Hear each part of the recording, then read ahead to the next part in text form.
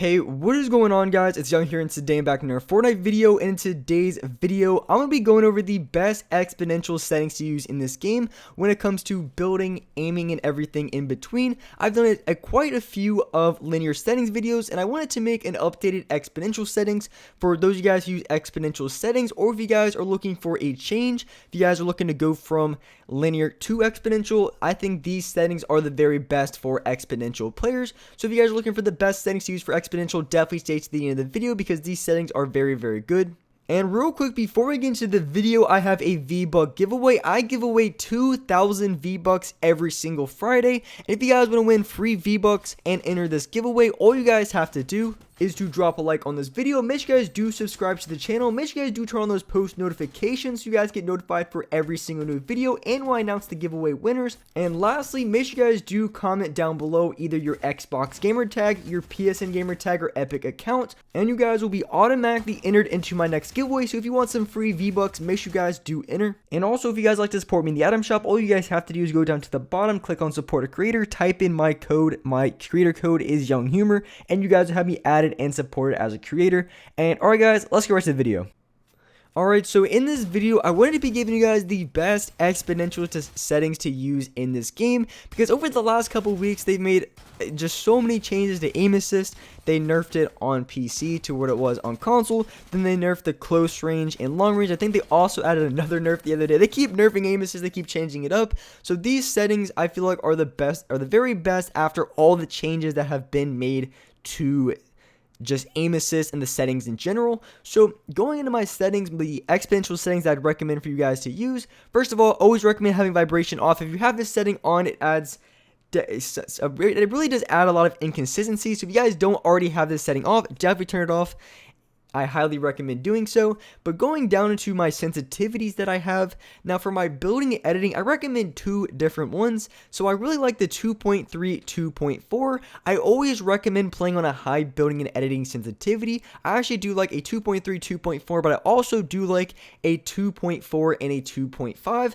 The reason why that I really like having a high building and editing sensitivity is just going to be for the simple reason of, especially, I'm sure a lot of you guys can relate to this too, getting third-partied in-game. The reason why you want to have a high building sensitivity specifically is going to be because if you get third-partied, if you get shot in the back or the side, you're able to box up, you're able to build around your sides very quickly, and you can protect yourself and not take an excessive amount of damage. So a high building sensitivity, I feel like, is necessary for the majority of players. Some of you guys can get away on maybe like a medium, but you definitely want to be towards the higher end of building sensitivity. I think the same could be said with editing, and the reason for editing is just so you can make a lot of quick edits. You can be very fast, but obviously you want to have a good balance, because if your sensitivity is just way too high for building and editing, you're going to have no control. You're going to be building and editing all over the place, and if you have too high of a building sensitivity, what can happen is you're going to be accidentally placing a lot more of your builds.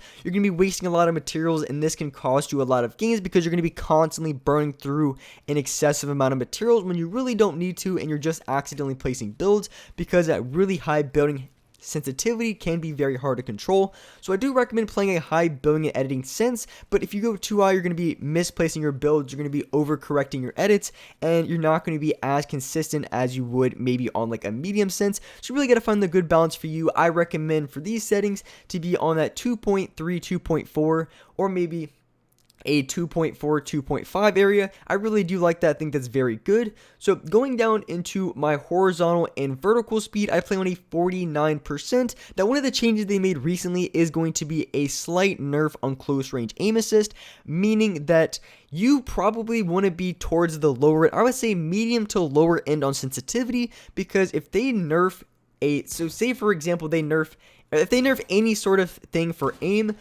my go-to is always to lower my sensitivity, because lowering your sensitivity gives you more control. So that's why I like a 49%.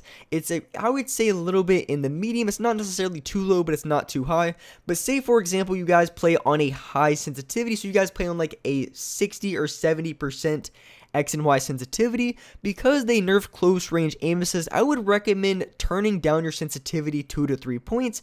So if you play a 65, I would recommend lowering it down to maybe a 62 or 63, and that goes for any settings. I recommend playing about a 49%, but if you guys like the higher sensitivity settings, just because they made a slight nerf to close range, I would recommend turning down your X and Y sensitivity 2 to 3 points to kind of make up the difference for the lack of control that you would have and the lack of pull that you would normally get with your aim assist. So that's what I would recommend doing as far as your horizontal speed and vertical speed. Now, when it comes to your ADS sensitivity, I recommend about 14%. I do plan a little bit higher than I normally would on linear settings because you have way more control and you have better.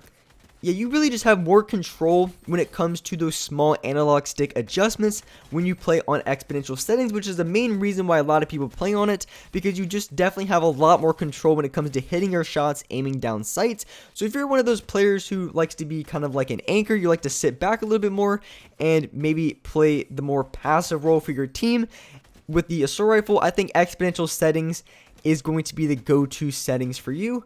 And the reason why I played on a 14% for my aim down sight sensitivity, because I do like aim down sights on the low end. But the thing is, if you go too low, it's going to be problematic if someone's, say, close to you and you're trying to ADS with the SMG and you have to move your crosshair over more, so you don't want to play on too low. I think 14% is a good bounce. So going into the last couple of settings, I have no look damping time. I think look damping time could be good if you feel like you struggle with long range aim, but because of the buff that they added to long range aim assist, I feel like it's not needed. If you do like the setting, by all means keep it on, but I feel like it's not as necessary as it was maybe a couple weeks ago.